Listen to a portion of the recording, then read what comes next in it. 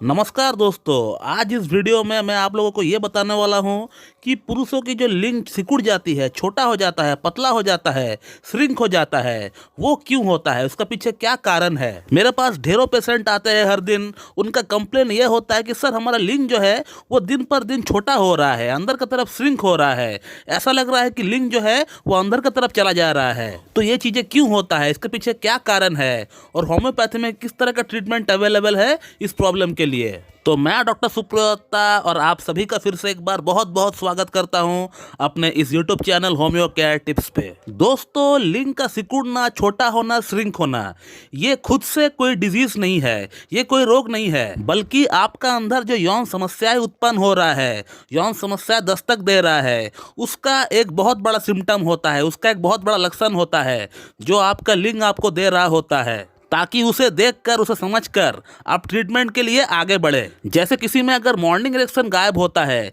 तो वो सबसे पहला सिम्टम होता है कि उसका अंदर यौन समस्या डेवलप हो रहा है।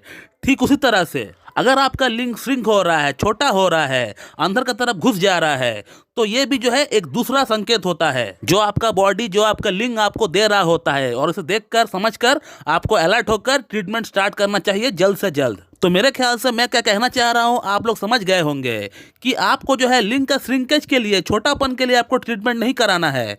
आपका जो ट्रीटमेंट होगा वो आपका अंदर जो यौन समस्याएं डेवलप हो चुका है उसके लिए आपको ट्रीटमेंट कराना होगा। और जैसे ही आपका सेक्स प्रॉब्लम ठीक हो जाएगा तो उसी के साथ साथ आपका ये जो श्रिंकेज वाली प्रॉब्लम है या मॉर्निंग इरेक्शन की जो प्रॉब्लम है, ये भी जो है ऑटोमेटिकली सही हो जाएगा। इसके लिए आपको अलग से ट्रीटमेंट नहीं कराना पड़ेगा। दोस्तों, अब अगर मेडिसिन की बात करें, यौन समस्या के लिए कौन सा मेडिसिन आपको देना चाहिए, तो ये भी डिपेंड करता है कि आपका अंदर किस तरह का यौन समस्या डेवलप हुआ है। ये देखना होगा कि क्या आपका यौन समस्या जो डेवलप हुआ है वो आपका थायराइड हार्मोन बढ़ने के कारण से हुआ है, या टेस्टोस्टेरोन के कमने के कारण से हुआ है, या महिला हार्मोन जो है प्रोलैक्टिन, या फिर जो आपका एस्ट्रोजन हार्मोन है वो बढ़ने के कारण से हुआ है, या आपका ब्लड शुगर का लेवल बढ़ने के कारण से हुआ है, या आपका नापुंसकता जो है या फिर मानसिक लेवल से है, यानी आपका पिट्यूटरी ग्लैंड से कोई समस्या है, या आपका पिट्यूटरी ग्लैंड से जो सिग्नल निकलता है जो आपका दिमाग से होते हुए, आपका बैकबोन से होते हुए आपका अंडकोश तक पहुंचता है, क्या वहां से कोई प्रॉब्लम है आपको, या फिर आपका जननांग की जो आर्टरीज है जो आपका खून का लाने का काम करता है लिंग पे,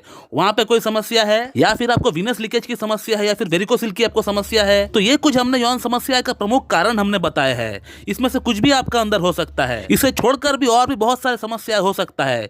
लाइक आपको हार्ट की कोई समस्या है, या आपका लिवर फंक्शन ठीक से ना हो, या आपका कोलेस्ट्रॉल बढ़ा हुआ है। तो ये तमाम कारण आपको हो सकता है यौन समस्या होने के पीछे। अब आपका अंदर किस तरह का यौन समस्या डेवलप हुआ है वो एक डॉक्टर जो एक एक्सपर्ट है इस फील्ड में, वो भली भांति आपको बोल पाएगा, भली भांति आपका ट्रीटमेंट कर पाएगा। मैं भी जरूरत पड़ने पर आपका डॉक्टर आपका कुछ टेस्ट भी करवा सकता है, ताकि आपका समस्या का मूल जड़ क्या है वो पता लगाया जा सके और उसके अकॉर्डिंग आपको ट्रीटमेंट दी जा सके। और होम्योपैथी में भी उसी के अकॉर्डिंग ट्रीटमेंट होती है। हालांकि जहां तक मैंने देखा है कि कॉन्स्टिट्यूशनल ट्रीटमेंट से ये सभी समस्याएं ठीक हो सकता है, लेकिन जो है इसी के साथ कुछ जनरल मेडिसिन आपको जो है अलग से ऐड करना पड़ता है, जो कि patient to patient, problem to problem vary करता है कि उनको कौन सा मेडिसिन देना चाहिए। और इसीलिए मैं आप लोगों को बोलता हूं कि होम्योपैथिक मेडिसिन से सेल्फ मेडिकेशन बिल्कुल भी ना करें, क्योंकि होम्योपैथी में इतनी सारी मेडिसिन है, एक ही समस्या के लिए आप खुद कंफ्यूज हो जाएंगे कि आपको कौन सा मेडिसिन खाना चाहिए और किसको खाना नहीं चाहिए। हो सकता है आपका जो समस्या है आपका फ्रेंड को भी वही सेम समस्या है, लेकिन इस बात का कोई गारंटी नहीं है कि जिस मेडिसिन से आपका फ्रेंड को आराम मिल रहा है